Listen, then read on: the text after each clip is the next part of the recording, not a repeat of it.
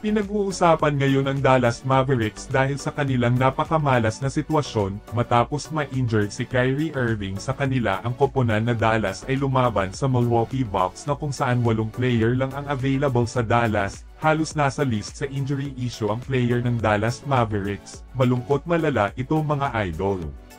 Si Klay Thompson ang nanguna kahapon sa laro na kung saan kumamada ito ng 28 points, 4 rebounds at 4 na assist, 22 points, 10 rebounds at 2 assist naman si Najee Marshall. Tumulong naman si Max Christie ng 13 points, 2 rebounds at 1 assist pero syempre hindi sapat yan para sungkitin nila ang panalo, habang sa Milwaukee Bucks naman parang pinaglalaroan na lang ni Giannis Antetokounmpo at Damian Lillard, parang bonus game na lang ang nangyari. Bumaon si Giannis Antetokounmpo ng 32 points, 15 rebounds at 4 na assist, at si Damian Lillard nakapagtala naman ng 34 points, 3 rebounds at 5 assist. Grabe ngayon ang nangyayari sa Dallas Mavericks, literal na malaking kamalasan ito, na para bang nakarma sila matapos trade ang dati nilang main scorer na si Luka Doncic, at hanggang ngayon inulan pa rin ng batikos ang Dallas sa pag-trade nila kay Luka, lalong-lalo na ito ang kanilang general manager na si Nico Harrison. Well, ano ang masasabi nyo dito mga idol sa madilim na pinagdadaanan ng Dallas Mavericks?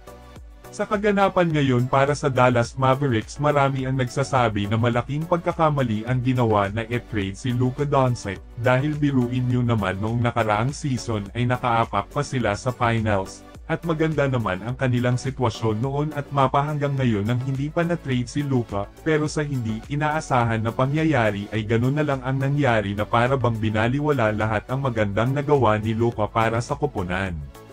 Sinampal ng katotohanan si Nico Harrison sa kanyang ginawa dahil kasalukuyan sila ngayong nakaupo sa ika-10 pwesto sa Western Conference at malaki ang posibilidad na malaglag na ito ng tuluyan.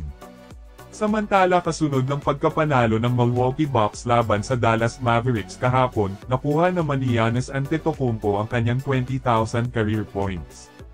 Malaking milestone ito para kay The Greek Freak na masungkit niya ang kanyang 20,000 career points at siya na ngayon ang nasa ika-52 sa list para sa all-time career points, pero ang tanging mga manlalaro na nakapagtala ng 20,000 career points na mas bata pa kumpara kay Giannis Antetokounmpo na 30 taong gulang ay sina LeBron James, Kevin Durant at Kobe Bryant at Wilt Chamberlain at Michael Jordan.